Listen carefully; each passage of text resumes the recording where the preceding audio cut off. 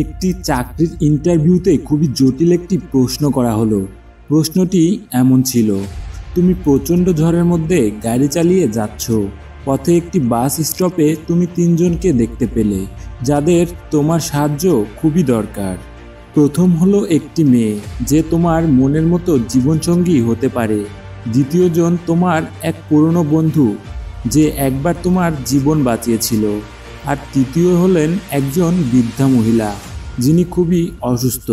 তোমার গাড়িতে মাত্র একটি সিট আছে, তুমি তাদের মধ্যে কাকে সাহায্য করবে? অসুস্থ বৃদ্ধা মহিলা, যাকে তৎক্ষণিক হসপিটাল নেওয়া দরকার। পুরনো সেই বন্ধুটি, যার কাছে তুমি চিরকৃতজ্ঞ, যাকে সাহায্য করলে তোমার ঋণ শোধ হতে পারে। নাকি বৃদ্ধা বা বন্ধুকে সাহায্য করতে গিয়ে মন মতো জীবনসঙ্গী হতে পারা মেয়েটিকে হাতছাড়া করে ফেলবে?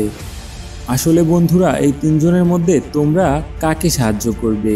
হ্যাঁ, 200 জন আবেদনকারীদের মধ্যে নীতিবোধ ও মূল্যবোধ ঠিক রেখে সবাই প্রশ্নটির উত্তর দিয়েছিল, কিন্তু শেষ পর্যন্ত চাকরিটি একটি ছেলেই পেয়েছিল, যে তার আউট অব দ্য বক্স চিন্তাধারা দিয়ে নিয়োগদাতাদের একেবারেই চমকে দিয়েছিল।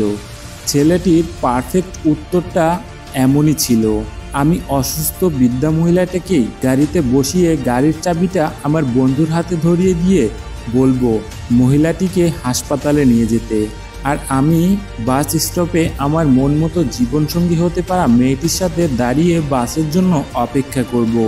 বৃদ্ধ মহিলাটিও বাঁচবে, আমার বন্ধুকেও সাহায্য করা হবে, আর আমার জীবনসাথীকেও পেতে পারবো। বন্ধুরা, আপনারা একটু ভেবে চিন্তা করে দেখেন, ছেলেটি কোন মেধা থেকে এই উত্তরটি দিয়েছিল। আসলে এই উত্তরটি অনেক ভেবেচিন্তে আপনি খুঁজে পেয়েছিলেন কিনা একটু কমেন্টস করে জানিয়ে দেবেন।